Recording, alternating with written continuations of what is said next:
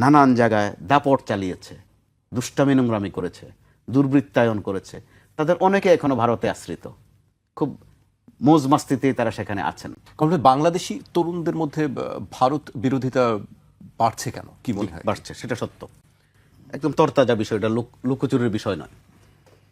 5 আগস্টের যেই বিপ্লব বলেন আর অভ্যুত্থান বলেন আর আন্দোলন বলেন, যেই নামে আপনি সম্বোধন করেন না, এই একটা বাস্তবতা, যখন জেনজি যাদেরকে বলা হয় তারা তো এন্টি ইন্ডিয়ান সেন্টিমেন্টেই কিন্তু বড় হচ্ছে, এতে করে ভারতটা এখানে অত্যন্ত প্রাসঙ্গিক। আবার ভারত যে কিছু সর্বশেষ যে ভূমিকা রেখেছে, আপনার মনে থাকার কথা, ডক্টর ইউনূস যেদিন শপথ নিয়েছেন ঠিক ওই দিনে কিন্তু ফেনীর ওই দিক দিয়ে পানি ছেড়ে দিয়েছে, অর্থাৎ ডিস্টার্ব করা যেটা। আবার একটা পর্যায়ে ভারতে যাওয়ার আমাদের বাংলাদেশের মানুষের একটা সিংহভাগ আছে যে তারা মাজার জিয়ারতে যায়, আজমির শরীফ জিয়ারতে যায়, আর একটা অংশ আছে এরা চিকিৎসা নিতে যায়। ভারত কিন্তু ওখানে দেওবন্দ, জি দেওবন্দে যায়, দেওবন্দেও যায়। আরেকটা অংশ আছে যে চিকিৎসা নিতে যাওয়ার একটা পর্যায়ে ভারত কিন্তু বাঙালিদের জন্য হোটেলে থাকা খাওয়া বন্ধ করে দিয়েছিল কয়েকটা দিন।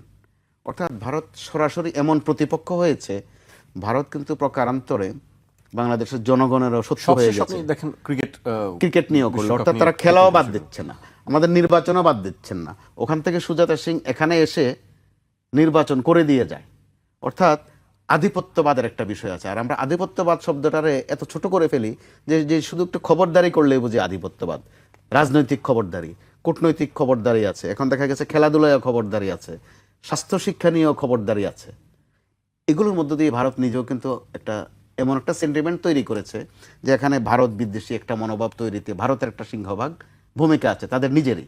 তারা প্রতিবেশী না থেকে আধিপত্যবাদ একটা আচরণ যেটা করেছে, যে কারণে আমাদের এই জেনারেশন স্বাভাবিকভাবেই ভারত বিরোধী। জামাত ইসলাম সেই সুযোগটা নিচ্ছে এবং নিবেই, সেটাই রাজনৈতিক দলগুলোর এক ধরনের কৌশল। সাবেক প্রধানমন্ত্রী শেখ হাসিনা কিন্তু গর্ব করে একবার বলেছিলেন যে ভারতকে এত দেয়াই আমি দিয়েছি যে আজীবন মনে রাখতে হবে। তাদের পররাষ্ট্রমন্ত্রী উপমা দিতে গিয়ে আর শব্দ পাচ্ছিলেন না, বলে ফেললেন যে আমাদের সম্পর্কটা স্বামী স্ত্রীর সম্পর্ক। হয়তো স্বামী স্ত্রী বুঝাননি, কিন্তু সম্ভবত তাৎক্ষণিক আর কোনো শব্দ পাননি। অর্থাৎ এই বিষয়গুলো আপনি চাইলেই মুছে দিতে পারবেন না।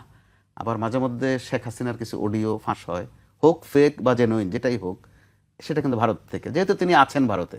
আবার বাংলাদেশে যারা আওয়ামী লীগের শাসন আমলে নানান জায়গায় দাপট চালিয়েছে, দুষ্টামি নোংরামি করেছে, দুর্বৃত্তায়ন করেছে, তাদের অনেকে এখনো ভারতে আশ্রিত, খুব মৌজ মাস্তিতেই তারা সেখানে আছেন। যে কারণে একটা ভারত বিরোধী সেন্টিমেন্ট এখানে তৈরি হওয়া অত্যন্ত স্বাভাবিক। 24 কিন্তু ভারতও একটা সুযোগ নিতে পারত যে দেশ টু দেশ, কান্ট্রি টু কান্ট্রি, বাংলাদেশের সাথে বা বাংলাদেশের জনগণের সাথে সম্পর্কটাকে একটু আরও উচ্চ পর্যায়ে নিয়ে যাওয়া, সেই সুযোগ তৈরি হয়েছে। তারা সেই সুযোগটি কিন্তু এখন পর্যন্ত নেয়নি, যে কারণে এখানে ভারত বিরোধী সেন্টিমেন্টটা সম্ভবত আরও রান করবে যতক্ষণ পর্যন্ত নতুন কোনো